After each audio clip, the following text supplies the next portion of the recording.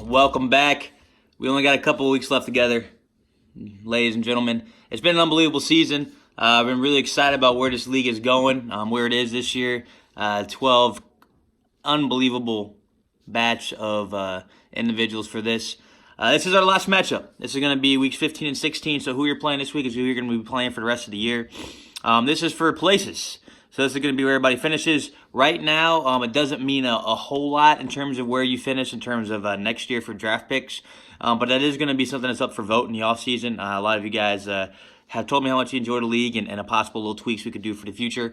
And that's definitely something I'm interested in doing. But we have to make those changes in the offseason. So we'll possibly having those for next year based on draft position and we're trading futures picks and things of that nature. But it's something that I think would be really great to add, but for right now, the only positions that are going to matter in terms of the payouts is the third place game and then a championship game, who gets first and second. But we're still going to concentrate on everything. It's been an unbelievable season, and I know how competitive all you are, so I know that you guys are going to be doing everything you can to try to get whatever place that you're playing in. So let's get started with the 11th place game. The first matchup on the docket between Hopkins Lymphoma and No Luck Ponies. Pretty close in projections. It looks like it's 150, 165. I got to be drinking a lot of water. I got an MRI yesterday, and they put like some metal shit in my arm, so they said I had to drink a lot of water. So I might be doing that throughout this broadcast. Just want to let you guys know, because you probably don't think I drink a whole lot of water, which I don't. But water is the number one ingredient in both beer and soda, so I do drink a lot of that. So that's encouraging, I think. But let's get rolling here. Hopkins Lymphoma, of course, his namesake. I like to talk about him every week. DeAndre Hopkins, he's been fantastic, continuing to be fantastic. Number 3 wide receiver in all of football. He's been great. That's going to be a huge guy for Galley to lean on. And, of course, Darius Slayton. Darius Slayton's actually a guy I picked up in the league. I think I'm going to give him a start this week, even in the playoffs. He was unbelievable in the first half with Eli Manning. He's been really good this year in general. I've heard some talks that he might be looking to possibly snag that Rookie of the Year. That's how good Darius Slayton's been. A 6th-round pick out of Auburn. Been absolutely fantastic. Has a great plus matchup against Miami this week, and I know that's a guy that Gallo's going to be leaning on in his the first week of this matchup. For Nace, I'd like to talk about James White a little bit. I don't love the Patriots. None of us do, because the Patriots fucking suck. But James White is the number 1 running back, I think, now in New England. Sony Michel's kind of taking a back seat. And James White's getting a lot more running downs, and he's obviously in there for all the passes. So he's been fantastic. And then George Kittle. I want to speak about George Kittle just a little bit and the absolute man's play he had to set up the game-winning field goal for Robbie Gould, who's also on Nace's team.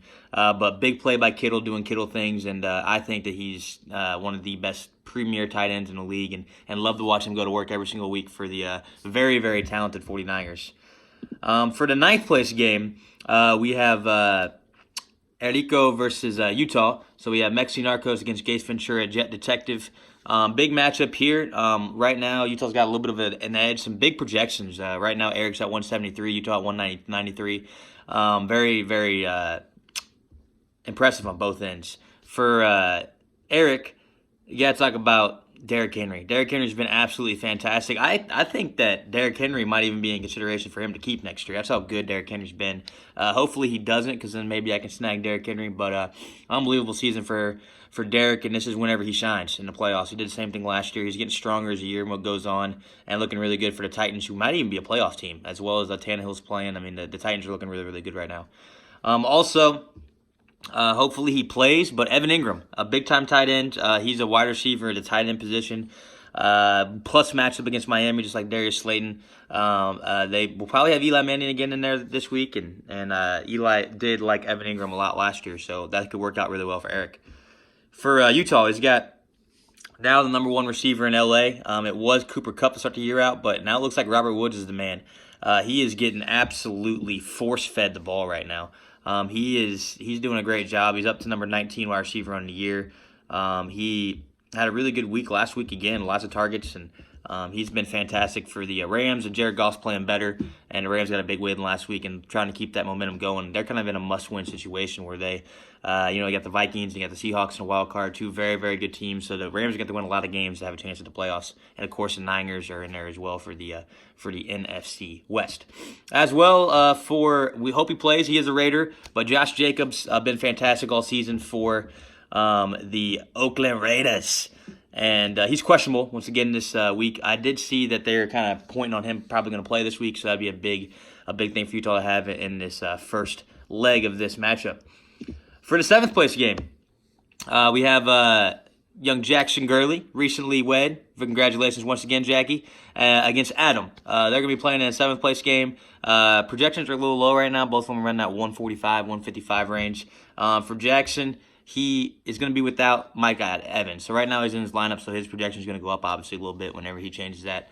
Devontae Adams has been really good for him this season. He's got a kind of a tough matchup against the Bears, but the Bears defense is not anywhere close to the Bears defense of last year. So that's not a matchup you're really scared of, I think, if you're Jackson. And then Chris Carson, now with Rashad Penny out for the year. He's the bell cow in Seattle. They're going to try to run the ball a lot. They didn't do very well last week, but that is their identity. So I think that a big week is possibly coming for Chris Carson against that depleted Carolina linebacking crew. For Goff, Hawk, and Lockett, still hasn't changed his team name. I'm saying it every week, so I'm thinking Adam's not watching these videos, or else he probably would have changed it by now. But he's got Mark Ingram going on Thursday, the perfect running back in that offense for the Ravens. We'll see how he does. I think that the Ravens might be out to kind of an early lead, so Ingram might be getting a lot of touches. A big game possibly for him. And then Keenan Allen. Keenan Allen is going to be playing the Vikings this week. A matchup that you were scared of in the past, but not quite as scared of this week. The Chargers might be making a switch at quarterback sometime soon. Looks like Rivers is still going to be getting a nod this week, but crazy that they're thinking about making a switch there, because I think Rivers has been there since 1972. So big season possibly ahead for next year for the Chargers if they do make a switch. They do have a lot of really good weapons. Eckler and Gordon and Allen and Henry. They have a great group of people. So that's a 7th place game. Moving on to the 5th place game. Two really hot teams. We got Jay Money against Hunter. Jay Money has had a really good string of weeks recently. I think it's only natural to talk about the two guys he's probably thinking about keeping next year, and the guys that he made a lot of moves to make this team more his. I was actually talking with him yesterday. Great chat with Jay Money. But, I mean, Kelsey and Hill.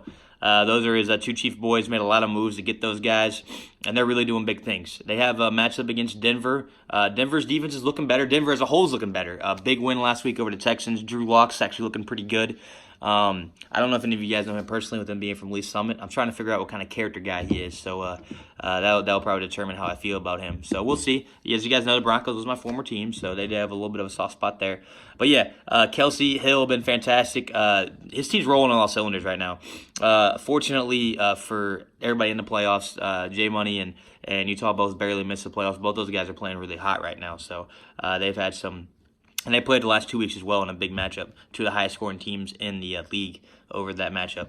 And he's playing Hunter. Hunter, obviously the defending champ. A fantastic team once again. He's had a little bit of issues with injuries and things of that nature this year. But he's got the Giants crew. I think I want to highlight those guys, as he's got both Eli Manning and Saquon Barkley. A lot of that Giants offense against a very plus matchup with the Dolphins, as I've been mentioning. A lot of Giants. If you have Giants, play them this week, because they have a very good matchup against the Dolphins. But that's your 5th place matchup. And then the 3rd place matchup. Big time matchup, I think, this week. Jordo against Tori, my sister. Yeah, Off in the Woods versus SEC Network. I don't need to tell you that. You guys know Tori, my sister. That was redundant. But a huge matchup this week. First time, I believe, for either one of these people to be playing in a 3rd place game. Obviously, for Torrey, first year in the league. Jordan, a fantastic season as well. He's trying to pick up a 3rd place finish, which I believe be his highest finish in the league. So for Jordan, I think it's always important to highlight Patty Mahomes. He is questionable. Hands looking good though. Apparently his swelling went down. So his bread and butter.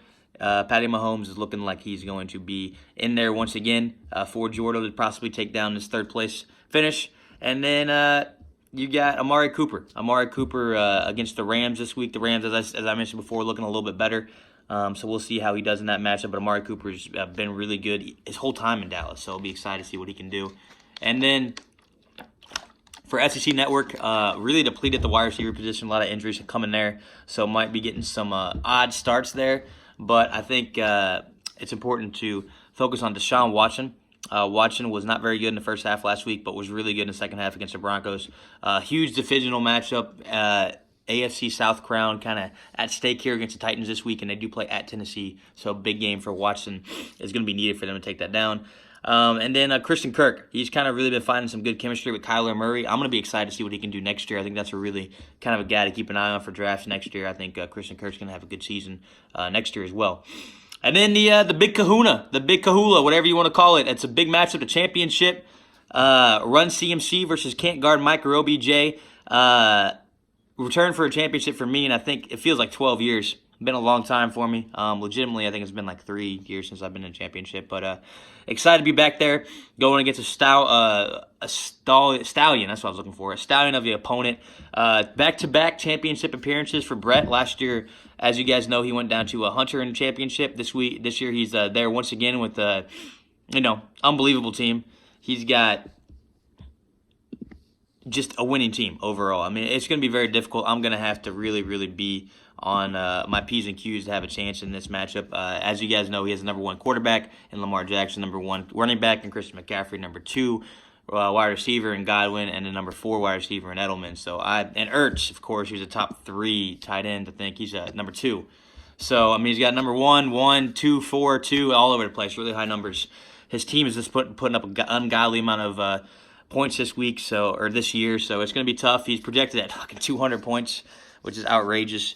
So a big matchup. I'm excited for it. Excited to be here. Big opportunity to try to see if I think these are the 2 highest 0.4 on the year. So excited that we both get to play for the championship.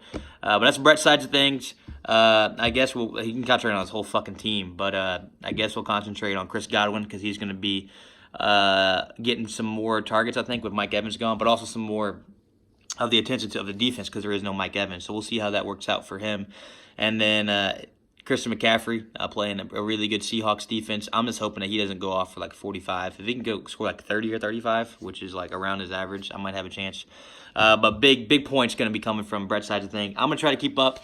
As you know, Austin Eckler had a big week last week. I did bench him, even though he had 100 yards receiving and rushing. Had a feeling that Devontae Freeman was going to have a big game, and he did. But Eckler was better.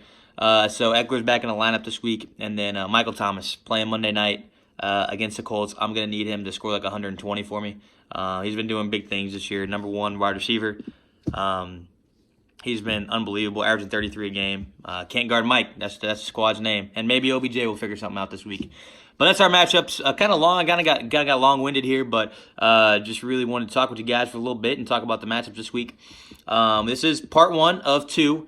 And if you guys do want to make any trades for anything in terms of keepers or anything like that, I guess technically Brett and I can make trades. It's probably not going to happen in championship, but everybody else is welcome to make trades for that now that there's only 2 competing for the title. So go ahead and do that if you guys want. If you have any questions, you guys can always text me. That's all I got. I'll talk to you guys next week for the second half of our matchups, and it's the commish signing off.